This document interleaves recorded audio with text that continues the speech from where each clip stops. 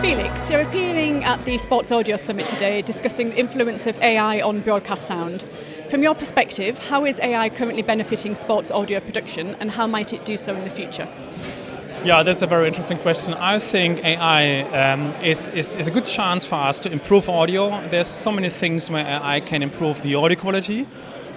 Just think about the spill reduction we have today already in place. We're using this a lot in Germany, where very loud environments can be cleaned up with artificial intelligence, something which standard algorithms are not able to do. But secondly, also I see a good chance that AI can support us in engineering the trucks, the studios, to do all the patching, the routing, the preparation of your configuration, whether it's the mixing console or the comm system, which is, I would guess, it's something like 80% of the workload we have in a sports broadcast environment, which also applies, of course, for the video side and for the slow-mo side. All these guys are preparing sometimes for days a show, just configuring all this stuff. And if AI can support us to shrink this time, of course, in the end, we save time and money. Okay. And similarly, what challenges does AI pose when it comes to sports audio and the wider sports broadcasting sector? That's a very good question. I mean, we see already that AI even is creating content. Yeah. For example, with the ball kicks, which the guys from Salsa Sound are doing. Once AI starts to create content, people are very skeptical. Is it still the truth? We see this, of course, in other areas where AI is creating non-existing pictures, people, person, text, etc., etc. So this is a thing which we have to face as well. We have to discuss this. How much non-reality do we add with AI to our audio content as well as to the video content? And on the other hand, we have a lot of skeptical guys in broadcast, specifically in audio. They fear that they lose their job with AI because the automation side and AI is stealing their jobs. I always tell them that the more easy it is to prepare a show, the more jobs we will have in the end, because people want to produce more broadcasts. Specifically in sports, we have all these little teams. They all want to be actually somewhere on YouTube in broadcast, want to be broadcasted. So they have to change, they have to adapt their jobs. This will definitely be a change which comes with AI, that they have to adapt their jobs. There might not be anymore a mixer, but there might be a kind of QC guy overseeing 2, 3, 4 matches in parallel. This, I think, will change our daily life and our work a lot in the future. Okay. And you're also here to discuss how young people can develop a career in audio.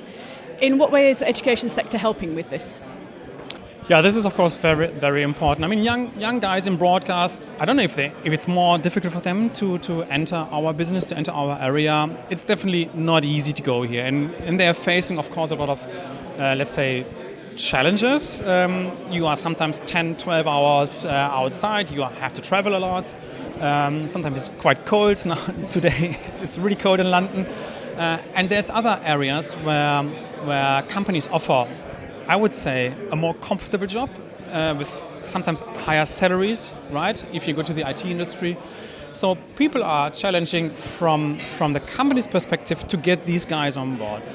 On the students' perspective or on the young engineers' perspective, I think these guys have the easiest way to enter the industry if they have some mentoring alongside with them. If they have some guys like me or some people who are already for 10 years in the business, helping them, first of all, on the technical side, but also on the political, on the personal side. How do we deal with a director? I mean, the director mixing already Premier League for 20, 30 years, they have their expectations. And young people, of course, they don't know these expectations. And in the past, in broadcast, people have been very strict. If you don't understand my expectations, you are not my sound engineer. So I think mentoring and supporting these young guys helps a lot that they can enter our business as well.